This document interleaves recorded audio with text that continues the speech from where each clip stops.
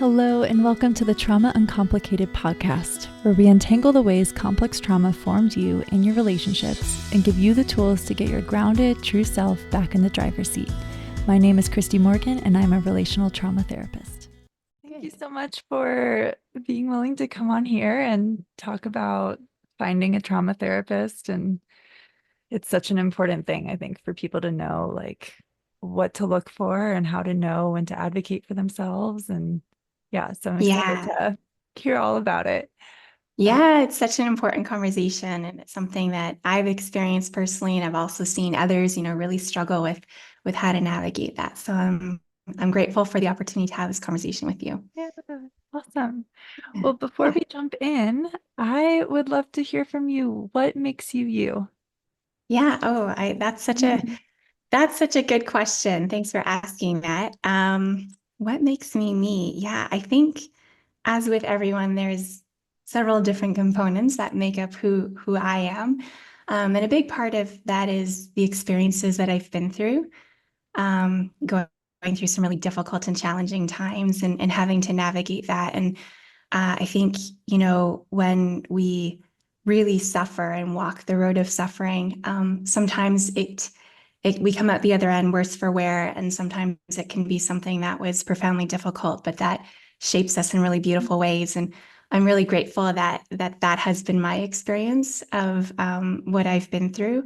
And the lessons that I've learned from that time I carry with me today in really positive ways.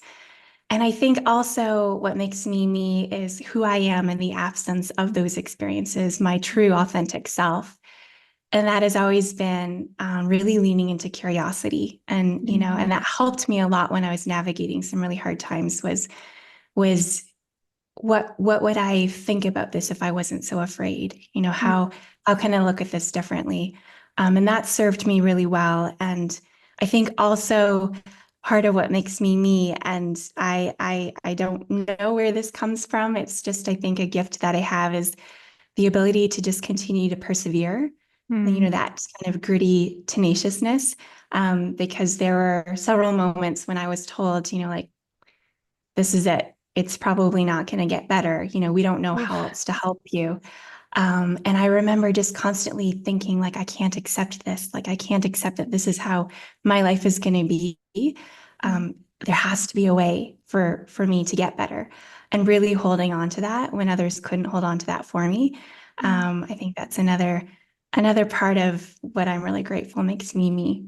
I Yeah. love just hearing how there are parts of you that have always been there, and, you know, difficult moments in your life or seasons in your life didn't take that from you. And it ended up being like a huge resource for getting through. And you're now on, further down the road, and you're seeing like, oh, like I love those parts of me. Like they really got me through. Yeah. Yeah. Yeah. Yeah. Well, tell me a Yeah. little For sure. bit about what led you to wanting to enter into the trauma field and pursue that. Yeah. Um, so I had no intentions of being in this field. It was not part of my plan at all. I was halfway through my doctoral training in a completely different field when my life kind of came to a screeching halt. And, I was highly functional. I had done very well in my life up until that point. I had done quite well in my career, and in my personal life, everything was on track.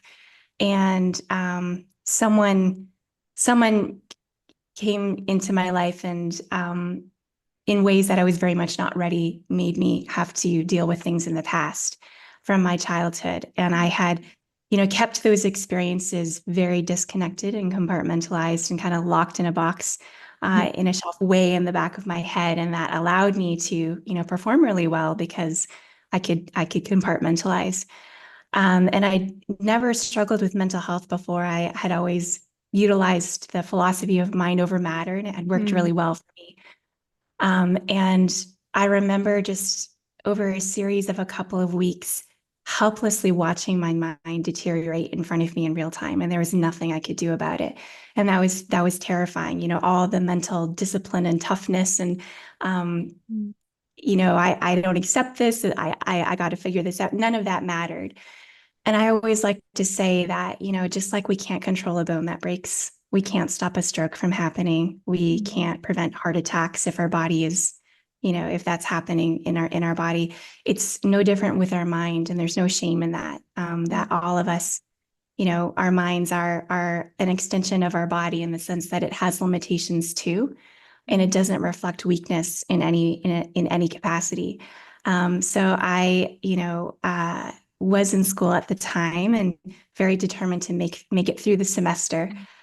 So I didn't tell anyone what was going on, and I remember doing my reading, and the words started bouncing up and down on the page, and I was like trying to follow along and continue with my schoolwork. And one day I opened my books to study, and I just saw these strange squiggles and lines on the page, and I thought my vision had gone, so I closed my book and opened it again, and I still saw these weird symbols that I couldn't recognize, and I realized in that moment that I had fully lost the ability to read. And my first thought was, okay, now I need to get some extensions. Mm. Protect my studies, right? Yeah, yeah. So called my family doctor, made the appointment. She was a great clinician and pretty quickly realized what was going on. And I got sent off to emergency psychiatry and found myself as a patient in the mental health system. And because I have a medical background and I was working primarily in emerge and critical care at the time, I had a very different Mm. perspective of what was going to happen next. And it was such an eye-opening journey for me being a patient in the mental health system, and just how challenging that system is. And I had a skill set that a lot of others didn't have because I was in some ways an insider, Mm. and I knew how to ask the right questions, and I knew how to advocate for myself. And it took a lot of trial and error and figuring it out, but I eventually did get to the other side of fully healed and fully recovered, even though there were times when my psychiatrist said, I this might be it. But I found my way through. And when I was able to go back to school, I remember thinking, I'm coming back as a fundamentally different person because of these experiences that I've been through. And do I just kind of blaze on the path that I was on as if nothing's happened? Or do I take this as an opportunity to try and create meaning and purpose and positivity out of something that was so incredibly difficult? Mm. Um, and that was the much more scary and courageous thing for me to do because it was safer to go down the route that I was already on with my training. And I realized this is if I can make this a little bit better for others, that really matters to me because what I saw as a patient is that I was the exception and not the norm, unfortunately, that most people make a one-way entry into the mental health system and they never come out the other side of it. They're on medication for years and they're told that the best they can hope for is learning how to manage the symptoms. But this is how their life is going to be from now on. And they stay stuck in that system. Or the other thing I saw was they kind of make this quiet exit into the gray void and we don't know what happened because they think that they are irreparably broken. And that was very hard for me to see because that's not how it should be. So I Yeah. realized, there's a lot of opportunity for us to improve this. Mm-hmm. So that's how Like, I ended up, yeah, working in yeah. the space. Thank you. As you're talking, I'm just getting chills all up my body because it's like, wow, what a beautiful just story of resilience and compassion, but also like for you to take something that was so horrible and turn it into something where now you're like, I want this to be more of the norm for people. I want people to be able to advocate for themselves and not just give up and feel like they're broken and there's no getting out of that. Yeah, I hear hope in that too. So thank yeah, you. Yeah. yeah.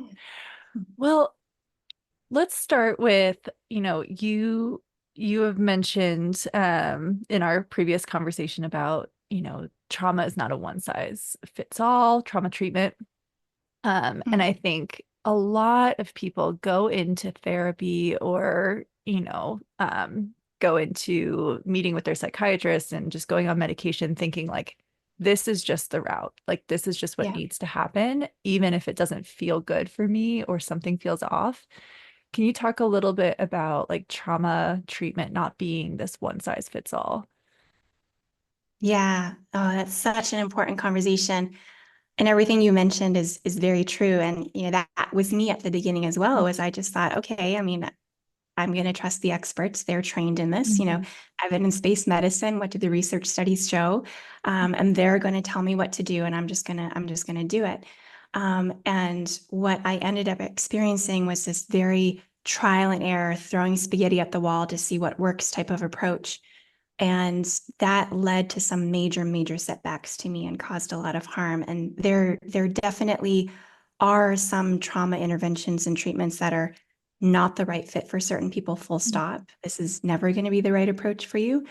And there are other types of trauma treatments and interventions where this is not the right approach for you right now. But we're Mm. going to put a pin in this and circle back to it, because at some point this is going to be really important work.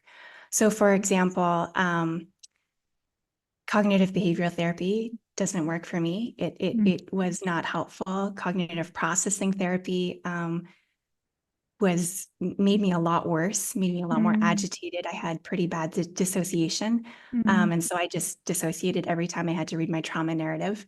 And it took me a long time to figure out, like, this is making me more sick. This is making me worse. This is making my symptoms way worse. And then, having to figure out, how do I tell my therapist this and how do we navigate that? I mean, that's a whole other story.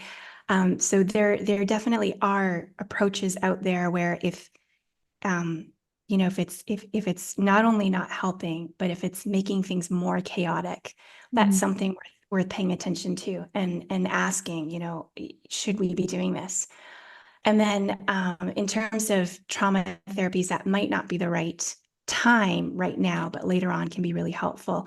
For me, that was somatic experiencing and body work. And I remember early on in my journey, when I was going through fairly intensive outpatient treatment, one of the favorite questions we would be asked is, where do you feel that in your body? Mhm. And just that question alone assumes that I did feel something in my body, Right. which I didn't, because I was so incredibly disconnected from my body and had been for a really long time.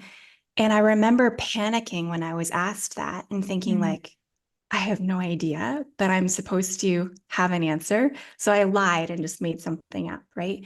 And that kind of just reinforced this disconnection pattern. And that was not the time for me to do body work or somatic Mm. experiencing. But there was a time later on in my healing journey, after I had done some healing work, where I returned to that, and it was this incredibly powerful Mm. healing process for me of learning how to reconnect with my body, feel safe in my body, and really appreciate this beautiful body that I have, that we all have. And how can we re-inhabit it in healthy ways? Mhm. So I think there are times where this is just not the right path at all, and that's okay. And there are times where this is not the right path, right now, but we can circle back to this later. Yeah. Yeah. I think that's such a difficult part, is especially when you've experienced trauma, it's so easy to doubt yourself and think like, well, the experts know what I should be doing, so I'm just going to go with it. But it does almost reinforce this like self-abandonment for us of Mhm. like, well, I'm going to ignore what my intuition is saying and I'm just going to disconnect from it and go with it. But I'm hearing like, yeah, it's important to be able to take that power back and be like, no, my body, my whole system knows what I need and I'm going to listen to it and trust it. But that's a Yeah. hard thing to do, is to like, to be able to trust when trust has been so destroyed by trauma. Yeah. Yeah, Yeah. absolutely. Yeah. What are some of those common myths about trauma treatment? I think a lot of us, hear a lot in social media and things, and we create this idea of what trauma treatment involves. What are some of those myths that you found? Yeah, that's a great question. I think there's a few different myths. Um, One of them is the idea of trauma-informed care. And when people say, I'm a trauma-informed therapist, I'm a trauma-informed clinician, um, I'm always really curious, what do you mean by that? Mm-hmm. Because there's different perceptions of what that means.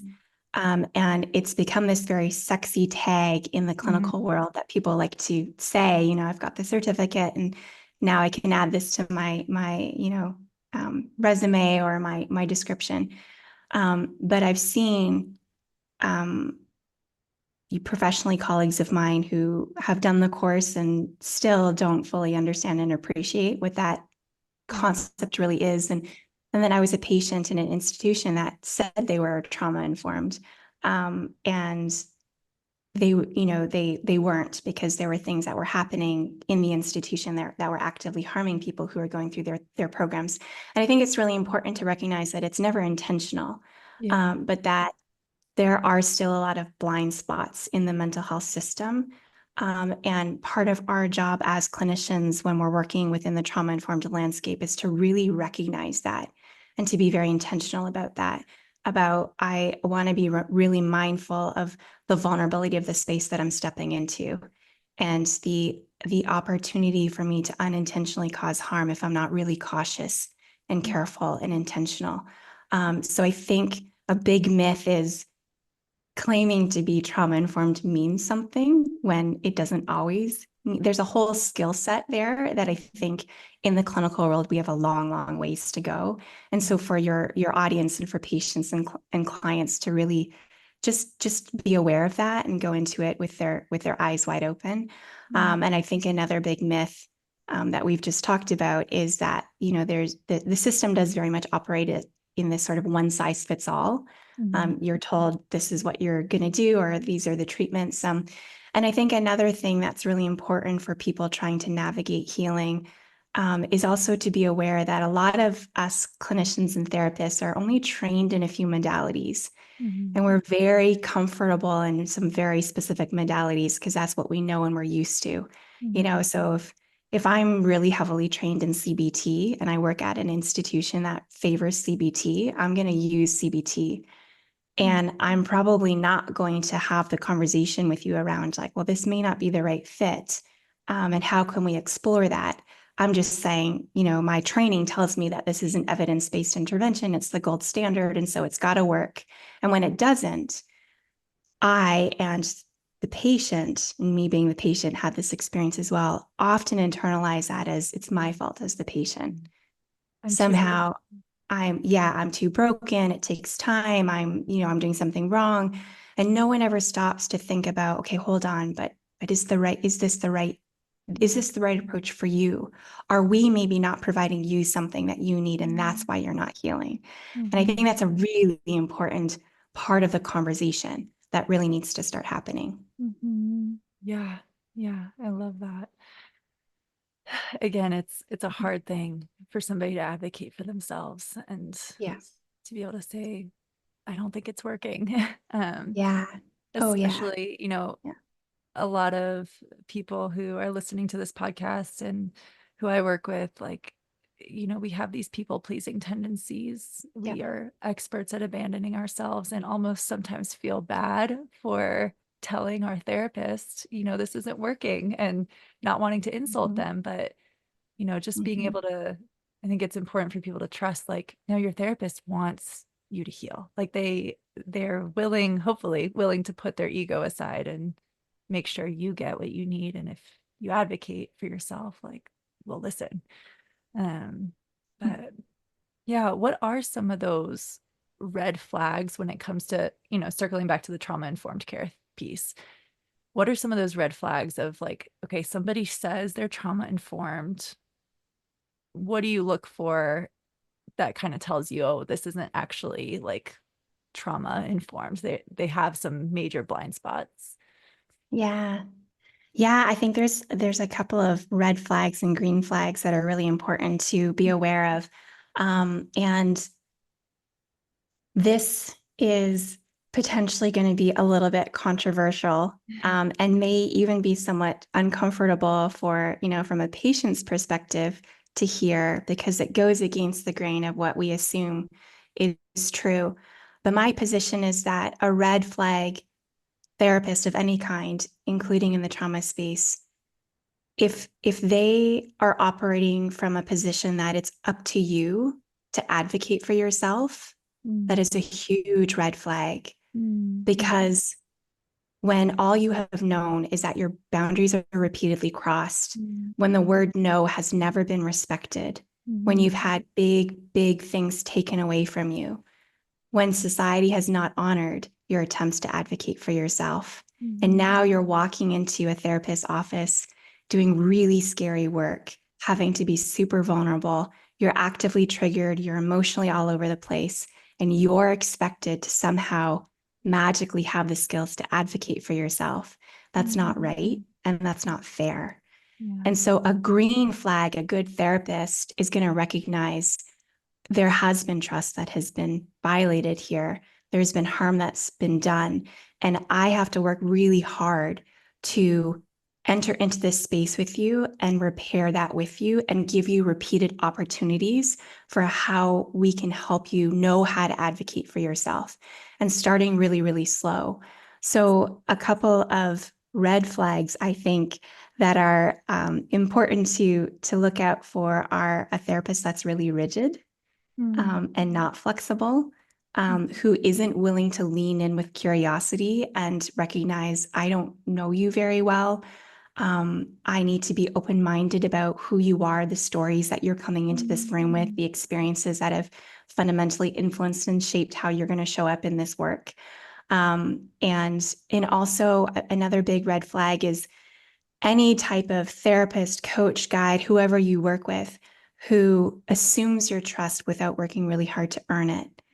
So if they're asking invasive, difficult questions too quickly, to me, that is a big, big red flag. And a green flag is someone who's going to acknowledge this is scary and difficult, and I'm entering into a very sacred space with you, and I don't have the right to know all these things about you. And I want to show you that I am trustworthy, and I'm going to have to prove myself to you. And here's how we can do it. And that means starting slow, starting very gently, and having a very proactive conversation. This comes from the therapist. This is on the therapist's shoulders. They're responsible for really getting a sense of, how are you with trust? Where are you at with trust? How are you with advocacy? If things aren't going well, are you going to be able to raise your hand and let me know? And for a lot of people, they can't. And so how can we work with that? Recognizing that for a lot of us who are patients and who have a trauma history, it feels impossible in the moment to disagree, to challenge, to say, you didn't quite get me here. And one of the therapists that I worked with, who I have tremendous respect for, and she did an incredible job. She was a very competent clinician, and I still had to work up the courage to let her know I struggle with advocating for myself.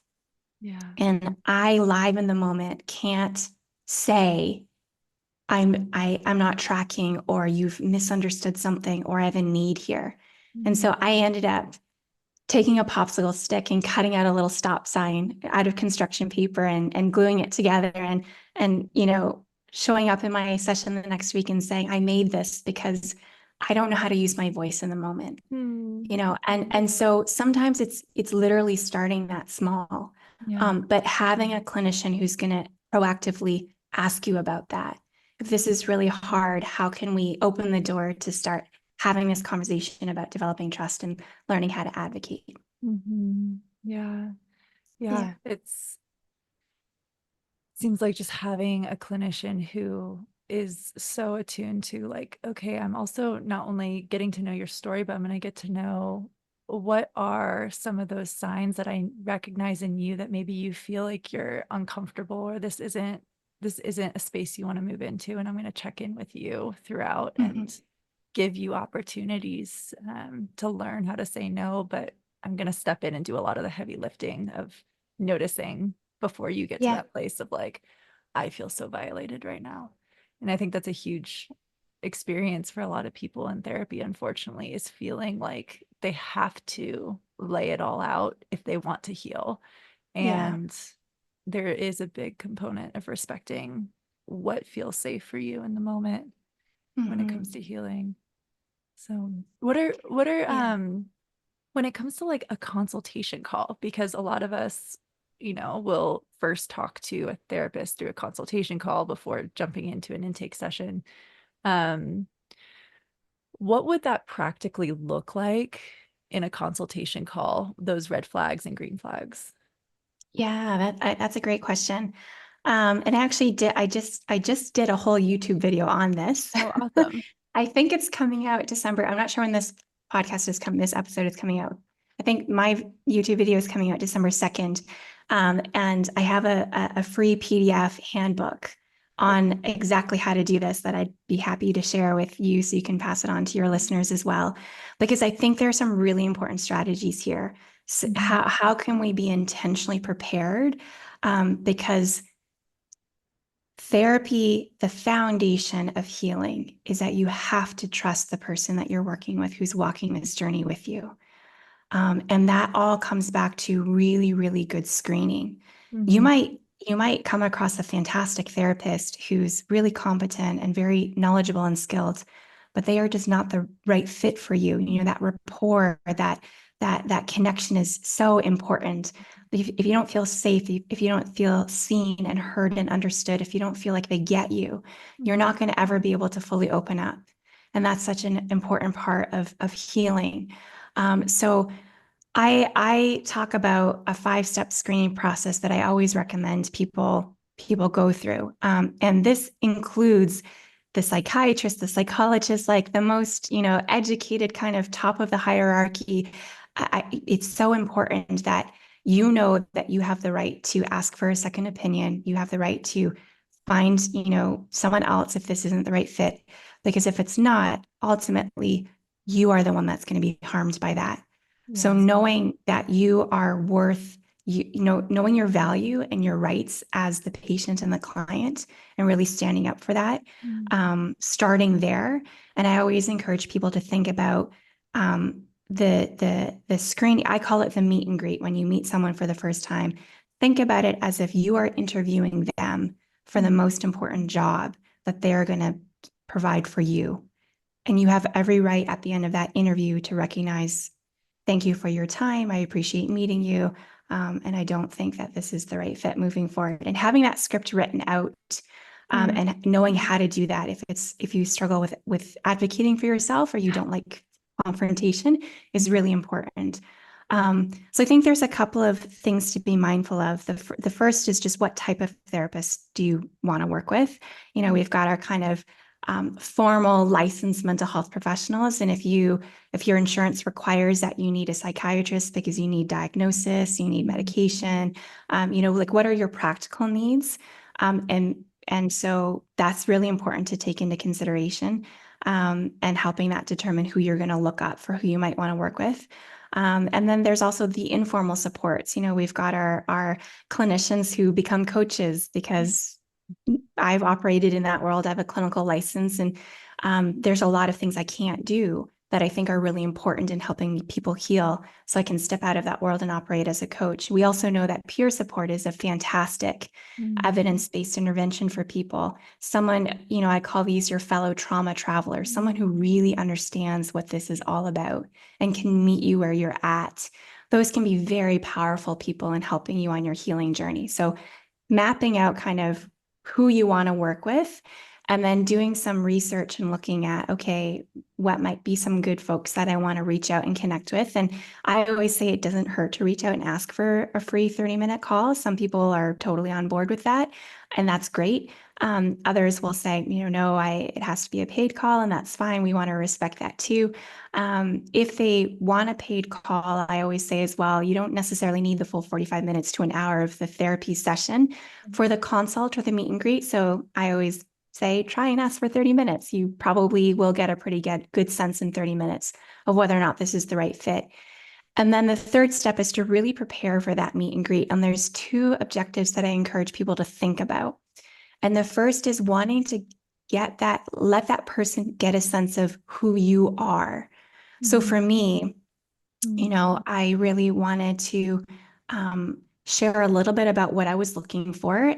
And we don't need to share anything that we're not comfortable with, because again, that trust is really important. So I kept it really to the headlines. I have some stuff from my childhood that's popped up as an adult and I need some help navigating that. And here's what I'm looking for. And I just shared a little bit about like, I'm really motivated. I'm very committed to this work. I take it really seriously. I really appreciate some type of structure.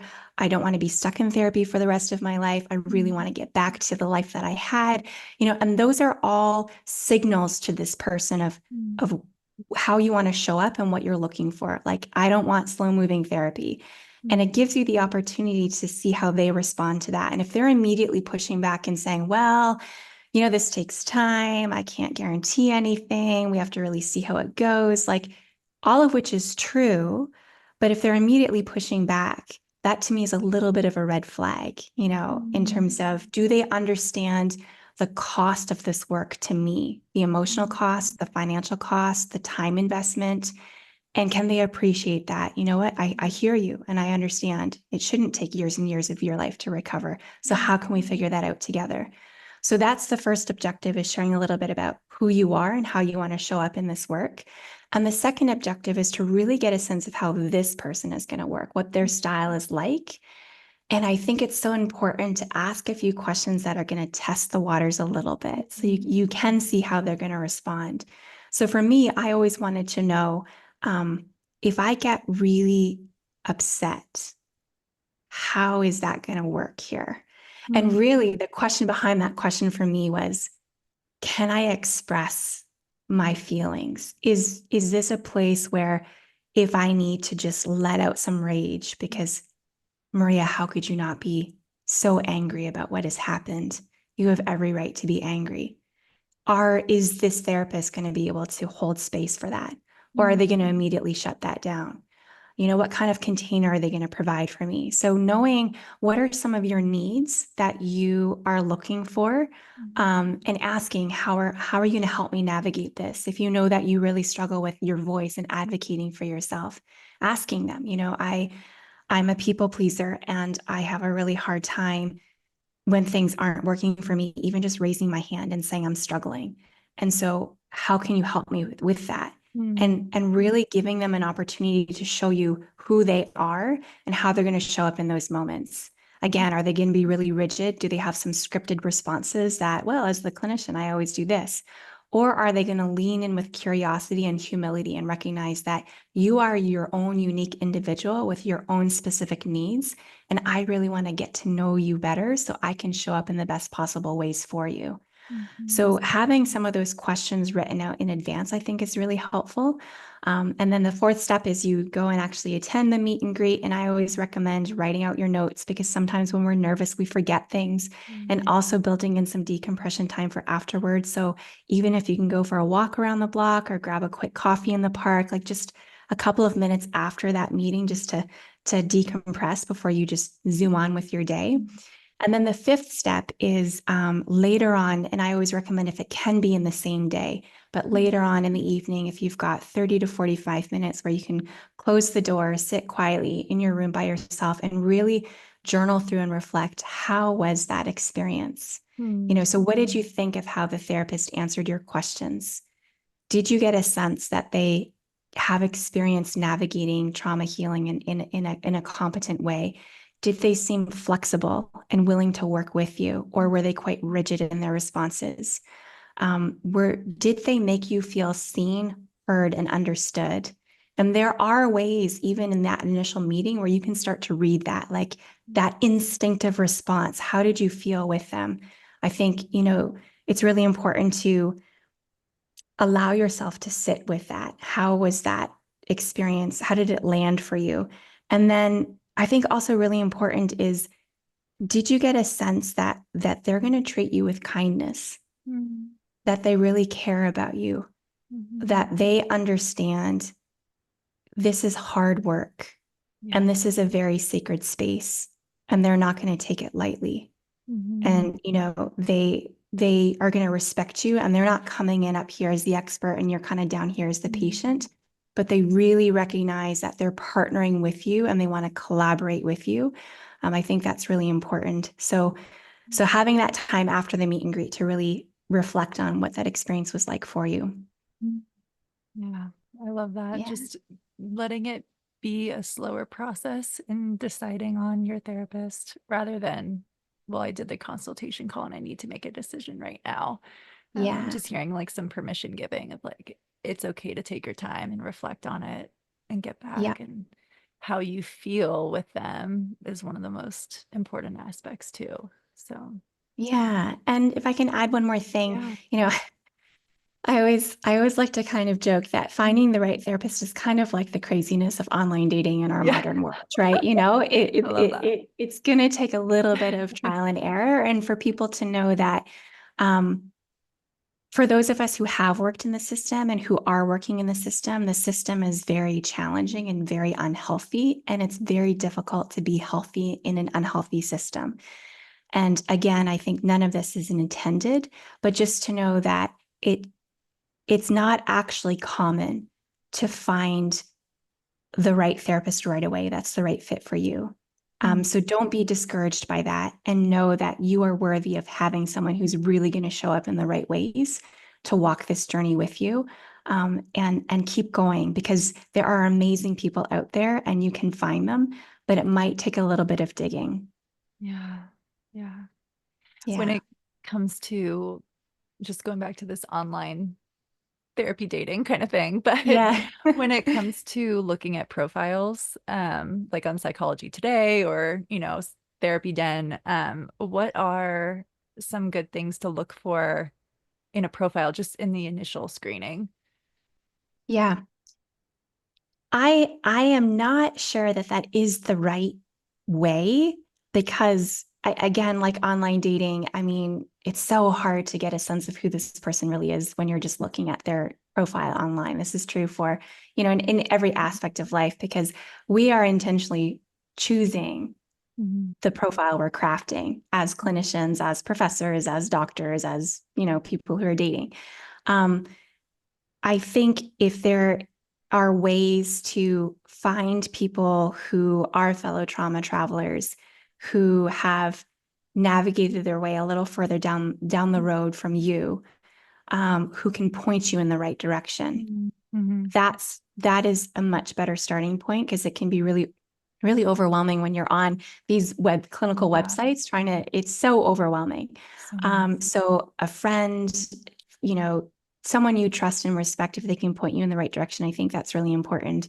That's not always possible for everyone. So if you are looking online at these clinical profiles, um, a couple of things that I think are helpful to pay attention to is their skill set.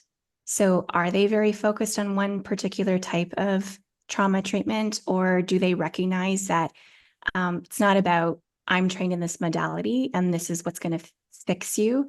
It's about what do you need and how can I adapt to your needs? Mhm. So, again, are there signals in the way they've worded their clinical Mhm. practice that reflect some of those green flags that we talked about earlier, or Mhm. might reflect some of those red flags that we talked about earlier? So yeah, it's really hard from a profile to get a sense of whether or not this is going to be the right fit. Yeah, But yeah. looking at the language and the wording might be Mhm. helpful. Especially that rigid versus flexible piece. Yeah, Yeah, yeah, yeah. right. Hmm. Well, shifting gears a little bit, can you talk about the various stages of trauma treatment and how somebody can assess where they are in their healing process, especially when they're trying to figure out, like, okay, am I even at a place where, for example, somatic work would be helpful, or any other modality? But yeah, what are some of those stages of treating trauma? Yeah, that's such an important question. And um, I didn't have that when I was on my own healing journey, and it made everything so much more chaotic because there's no Mhm. sense of like, is there sequencing? What are we doing here? So I think it's really important that people recognize there is some very important foundational work and a really specific way to sequence this work that really, really matters. And so there's this overarching pathway. But having said that, within that pathway, when and how you do somatic work versus not is going to be very, very customized to you. Mhm. So I like to explain this by talking about the 4 zones of trauma recovery. and they're foundational. They build on top of each other. So the first zone is what I call the red zone, and not everyone's red zone looks the same. I had a very chaotic red zone. Things were wildly out of control. My internal world was really, really chaotic, which made my external world feel very chaotic as well. That's not true for everyone, but everyone does need to go through a really important zone of stabilization. And there are a couple of things here. What I mean by that is stabilization within your therapeutic relationship with whoever you're working with. So establishing that trust, establishing some really good parameters around how we're going to do this work, what the therapist is responsible for, or what the guide is responsible for, how to address your needs, just stabilizing that whole foundation on which you're going to do the work. And then, if you are experiencing a really chaotic red zone, similar to me, where there's a lot of, emotional and psychological chaos, it's calm. The only thing we're doing in the red zone is really calming that, and learning how to toggle in and out of really difficult emotions. So how to begin to engage with that. And there's a couple of things we will never do in the red zone, particularly if you're in a really chaotic place. And that is, this is not the time to practice gratitude. We're going to take that off the table completely. This is not the time to practice any type of mindfulness or meditation either, because we don't want to try and force ourselves to sit in a very agitated mind. That's not helpful, and that can actually be really harmful. So for folks to know, the important piece of the zones as well is that there are things we focus on in certain zones, and there's also things that we can't do because it's not the right time. So once there's that sense of stabilization, a sense of like calming the chaos a little bit, you've got some skills around how to toggle in and out of really hard emotions. You've got a foundation of established trust with the person that you're working with. Then we move into what I call the orange zone. And the sole focus of the orange zone is regulation. So we're only doing one thing at a time. In the red zone, we only focus on stabilization. In the orange zone, we're only focusing on regulation. And what I mean by that is tending to and beginning to heal our injured self by starting to unpack what I call our origin stories. So looking at, how does your injured self show up when it's activated? And for a lot of us, we don't know because we've just been on autopilot for so long, or this is just the way we've always been, and we can't understand why we are the way that we are, but it's just, this is how it is. So I talk about what I call the 3 L's, and the first is learning to listen to our injured self, recognizing that, okay, there's a part of me that's showing up right now that's really angry or really scared or really anxious, and I can recognize that. And once we can do that and recognize that, the second L is learning to listen. Really learning to provide safe and loving space for that part to surface. I see that you're really angry right now, and you're allowed to be, and I get it. I'm going to give space for this. I'm not going to shove it back down. I'm not going to, berate it. I'm not going to shame it and blame it and judge it and criticize it. I'm not going to indulge it in really unhealthy ways, but I'm going to hold healthy space for this. And then the third R is learning to lovingly regulate. And that's really beginning to understand what are the unmet needs that this injured part of you is trying to meet in the moment. And so that's the heart and soul of the orange zone, is really beginning to develop a loving and compassionate relationship with those injured parts of you and starting to heal them. We can't move into the yellow zone until we've done the work of the orange zone. And once we've done that, then we can move into the yellow zone, which is all about reconnection. And this is about discovering who you truly are in the absence of injury. So who are you in the absence of the trauma that you've been through? Who are you in the absence of fear and shame and rage? Who are you as your whole, authentic, integrated, true self? And that is such beautiful work. And in my work, I do a lot of analogies and visuals, because I think part of the challenge with navigating trauma is it can be really intangible. And these concepts are very abstract. It's like, how do I actually apply that to my real life? So I talk about, the relationship with Missy and Magnolia. And so Missy was my childhood nickname, and that very much reflects, for me, my injured self that I've grown to really love and cherish and, delight in when she shows up, that I hold space for her.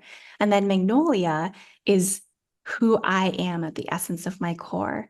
And getting to know her has been one of the most magical processes of my life. And we all have our own version of magnolia. And so discovering that and allowing space for that is the heart and soul of the yellow zone. And once we do that, then we can move into what I call the green zone, which is all about rejuvenation. And this is about, now that you know your authentic self, now that you've connected with your version of magnolia, how do you want to show up in life with intention and purpose? How do you want to live life on your terms? Because when we go through this healing journey and we do this work, often we fundamentally change who we are and how we want to show up in the world, because we've always operated from a place of, well, other people expect me to be this way, or I've been told that I have to do certain things. And once you discover your true authentic self, it allows you to realize, like, how do I want to live life on my terms? What does that look like? What's my sense of mission and purpose and calling? What are my principles and values that are in alignment with who I am and my integrity, my authentic character? And that is so much fun, being able to play with that and explore that and discover that, and then step into that is really, really empowering. So for me, those are the zones of healing from trauma. And as you can see, they build on top of each other. So how we sequence this work really is really important. Yeah, I love that. That's such a helpful model to look at of like, okay, what zone am I in? And it seems like it's just this like movement into like self-compassion, self-acceptance, self-love, but also then that freedom and being able to see that as like there is a very exciting phase of healing. It's not Yeah. always going to feel so heavy and so hard. Yeah. Um, yeah, I love that. I love the Yeah. magnolia piece. Mm-hmm. Beautiful. Um, Yeah. so often, a lot of us will struggle with self-doubt when we've had trauma, and that's kind of part of that disconnection with ourselves that happens. How can somebody differentiate when they're in a trauma session, trauma therapy session, like, okay, am I uncomfortable because this is just hard, or Mhm. am I uncomfortable because this is actually not aligned, this approach is not aligned with me and it's not working for me? What would you advise in terms of being able to differentiate between the two of Mhm. those? Yeah, that's such an important question. And I would answer that by asking a question, which is, do you trust your therapist? Do Hmm. you really trust your therapist? What is your relationship like with the person who's holding that healing space for you? Um, because it comes back to that foundation of having that trust and being able to trust the process, in the sense that um, I think this is such a common part of the healing journey that we also need to have more conversations around. And this is something that I really struggled with for a period of time as well, where it felt like therapy for me was all pain and no gain. It was like one step forward, 10 steps back, half a step forward, 12 steps back, and it felt like I'm never going to get through to the other side of this. But I remember when I was working with this particular therapist, she had told me, she never told me her story, but she told me that she had a history herself of trauma, and she was operating in a traditional clinical role. So there were a lot of restrictions there around what she could and couldn't say. And she said to me, Maria, right now you are down in the valley, in the thick of it all, in the center of all of this trauma, and you're living in it all the time. And it feels like you're never going to be able to separate yourself out from this. But there will come a time where you're going to be able to be up here, on the track that is your life, moving forward in the way that you are meant to, and you're riding this train, this journey of life, and you'll have these moments of remembering what happened to you. And you're going to be able to look down into the valley of these experiences that you've been through, but it's not going to suck you back down into there. You're going to be able to stay on that path of moving forward in your life and recognize, wow, that was really hard and that was painful, but it doesn't derail you. And I remember thinking, that seems too good to be true. That just doesn't seem at all possible. But she showed up in a very authentic way with me and shared little bits and pieces of her story enough for me to generate that sense of trust that she understands. She's walked this road herself and she has gotten to the other side. And if she can, I can too. And because I had that relationship with her, I was able to trust the process. I understood the process. I think that's really important. I understood the process. I was on board with the process. It was EMDR at that time. And I was able to just let go and trust that this is really uncomfortable and really painful and doesn't feel like it's working, but I believe that it is going to. So because I had that relationship with her, I could get there. Earlier on in my journey, I was working with another therapist who was asking me to do a lot of things that were actively very harmful for me and making my symptoms much, much worse. And she didn't know how to navigate that with me. And that was a very different experience. And I think in those experiences, when you are able to instinctively feel like, I don't think this is working, and my therapist doesn't seem to know how to help me navigate this isn't working, then it's really important to start asking some questions around, number one, is this the right therapist for me? And is this the right approach as well? Because again, the right therapist, the right clinician, the right coach, whoever it is going to always be checking in with you in terms of how is this experience like for you? Is this making sense? Are you on board? Is this resonating? And having that conversation around how do we differentiate between this is really, really hard, but let's trust the process versus this is really, really hard and it's not the right path for me. Yeah, it seems like having that sense of safety with your therapist is really important, because if they can be curious with you, then it helps you feel like, okay, we're doing this together. We're willing Yeah. to adjust where we need to adjust, but I know that my therapist is aware that this is really hard and she knows, or he knows, how to be attentive to that, Yeah. versus, okay, again, going back to that rigid versus flexible, they're just telling me I need to deal with it, and they're not willing to Yeah. work with me and get curious. And yeah, Yeah. maybe that's not the right therapist for Yeah. me. Yeah, Yeah. for sure. Because with the right therapist, they're going to recognize that it's not your job to try and figure out what type of therapy you should be doing, right? You have so much going on right now. Yeah. Your job is just to show up and do the best that you can do. We're already asking so much of you. Now, if we're also on top of that, expecting you to figure out, like, is this working? Is it not working? Should I pivot? Should I not pivot? That's way too much. And so another green flag good therapist is going to recognize that and take ownership of that and be really intentional about having those conversations regularly to track how are we really doing here. Yeah. Yeah. Yeah.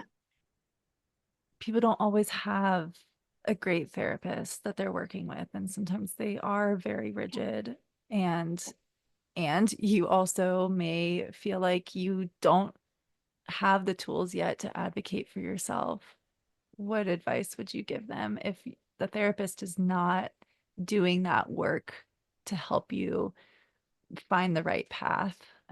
Yeah. How can people advocate for themselves in that situation? Yeah. So there's some nuance here. It's hard to, kind of generalize this because it's so unique and it has to be very customized and specific. But if this is a new therapist that you've just recently started working with, I think giving the opportunity to grow trust in the relationship is a possibility.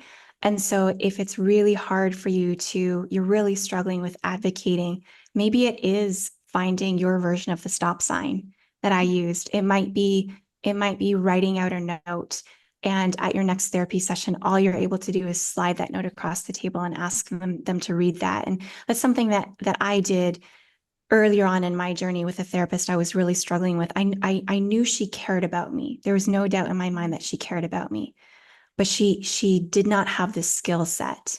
And I was very confused around, like, I feel like this isn't working, but I don't really know what I'm supposed to be doing. Like, I just feel lost in the whole process. And so I would journal a lot to try and figure out what's going on. And I started printing off some of my writing and sharing it with her to help her understand where I was coming from. So that could be one approach where you can write it out in advance and then just slide it across the table and let them read it and see what happens. If there is enough trust in that relationship that they're going to handle that with tenderness for you, and then see how they respond. If you've been working with this therapist for quite some time and you're still really stuck and they haven't checked in with you on how are things going, to me, that's kind of a bit of a red flag. I think that is the job of a good therapist to very early on from the get-go be super proactive about these things. And then it might be time to think about, this isn't the right fit. And my journey is precious and sacred and takes so much energy out of me and is really, really hard. And I don't want to make this even harder because I'm in the wrong therapist office or I'm doing the wrong therapy. It doesn't have to be that way. It shouldn't be that way. And so I'm allowed to exit from this and find a different path that is the better fit for me. So much permission giving there. Yeah. Yeah. So if somebody has had some really big setbacks with a particular therapist or has had an experience where they don't feel safe, what would you advise when it comes to being able to rebuild trust with your new therapist and learning how to trust a therapeutic relationship again? Yeah. Oh, that's a good question. That's a really important question. I think there's a couple of really important things here. The first is to acknowledge what has happened, to really allow yourself to recognize that I showed up in therapy. I I made myself vulnerable. I trusted this individual. I really want to get better. And there was some harm done here. And I am paying a cost because of that. Not to minimize it, not to disregard it, not to kind of want to just blaze right past, but to give yourself permission again to recognize that that should not have happened. That wasn't okay. And that was really hurtful and harmful for you. Just acknowledging that is really important. And here you are. Here you are wanting to try again. Wow. Let's celebrate that. Because inside there's this incredible fighter that believes I'm not done. I have the capacity to heal. I'm going to get back up and try again, even though I'm terrified. Like, let's hold up a mirror to that, because I think sometimes we aren't able to see our own inherent resilience and we need help recognizing that. So I think that's the second step. And then I think the third step, and this again might be a little bit controversial, because it's certainly not recognized enough in the clinical world on our side as the clinicians and licensed mental health professionals. It is our job to repair that, not yours. If you have been harmed, it's our job. And that's another really good green flag to look out for. So my recommendation for someone who's been through those experiences and is trying again to find a new therapist, that's something that might be really important to go into your screening process, to let them know, like, I'm just coming out of this experience. It was very difficult for me, and there's been an impact there. And yet I still really want to heal because I believe that I can, but I don't know how to navigate that. There's been some broken trust here. How are you going to help me? And a really good therapist is going to immediately show up and say, that's on me, because I'm the one that has to repair that with you and for you. And they do. That's something that we have to do. Yeah. Thank you. Mm-hmm. Well, before we wrap up, I'd love to hear from your personal experience. When the road feels very long, what Yeah. do you hold on to find the hope and the endurance to keep going? Yeah. Oh, yes. Yes. Yes. Yes. I think, first of all, I want to say that that's a very real thing for a lot of us, that the road feels impossibly long. And and that we are in a place where we feel like we are never going to get to the other side of this. And it is a very real and fair thing to get to this place of hope has become too dangerous, where it is too dangerous to hope that tomorrow is going to be better. It's too dangerous to hope that next week something somehow is going to shift, because I've been in the trenches for so long and I've tried and things haven't gotten better. And that's okay.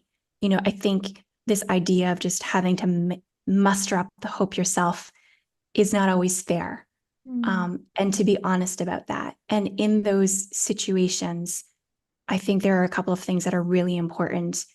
For me, it came back to letting others hold hope for me when I couldn't hold that hope myself.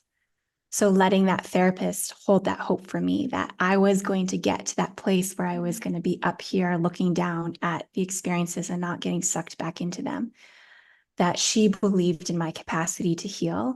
And she was able to do it too. And if she could do it, eventually somehow I could as well. So again, is your therapist able to hold hope for you? Is it the right fit? I think that's really important.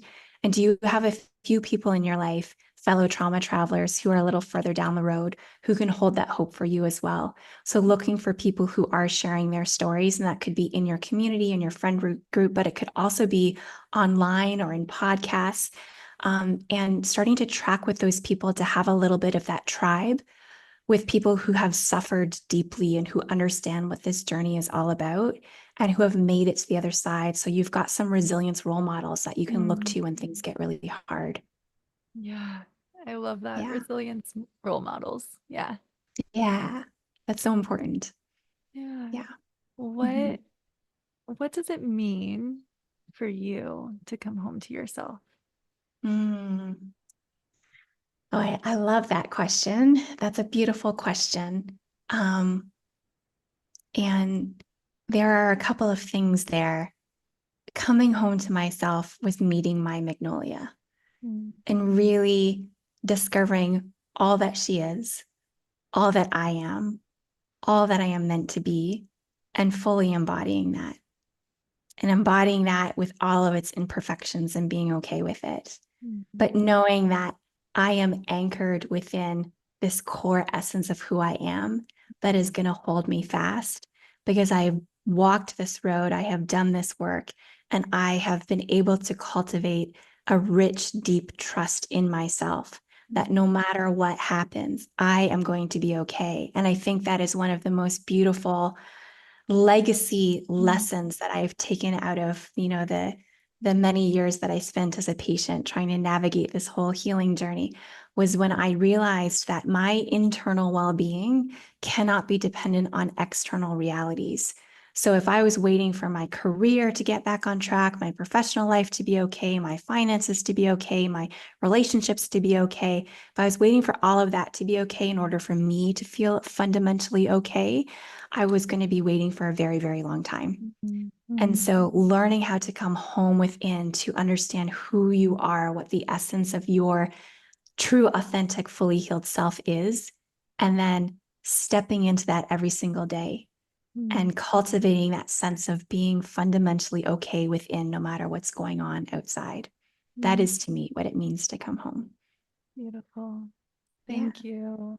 Yeah. It's been so wonderful getting to talk to you about this. And um, if other people wanted to get in touch with you, what would be the best way? Yeah. So I have a podcast as well called The School of Resilience. I do a lot of teaching on YouTube, so that's a great spot to find me. And then also my website, mariabargeman.com. You can Awesome. reach out to me on any of the social media channels. Perfect. Thank you so Yeah. much. And yeah, I'll get that PDF from you and put it in Yes. the description below so people can Perfect. access that as well. Yeah. Such sounds like such a helpful tool to be able to do some good screening and find the therapist that's right for you. So, Yeah. Yeah. We'd be happy to share that. I really, really care about wanting others to mhm. know how to do this journey. Yeah, Awesome. because we don't teach people how to navigate healing. There's so much that as the patient I didn't know and no one told me. So Mhm. that's really the heart and soul of my work, is helping other people find their way to fully healed, because it is always possible. Yeah. Awesome. Thank you so Mhm. much. Thank you. Thank you for your time. It's been great having this conversation. You are listening to the Trauma Uncomplicated podcast, where we untangle the ways complex trauma formed you in your relationships and give you the tools to get your grounded, true self back in the driver's seat. If you are ready to take that next step and dive deep into your healing, visit relationalhealingco.com, where we offer tools, resources, and personalized coaching to help you heal your trauma and thrive in your relationships. This podcast is for informational and educational purposes only and should not be considered medical or psychological advice.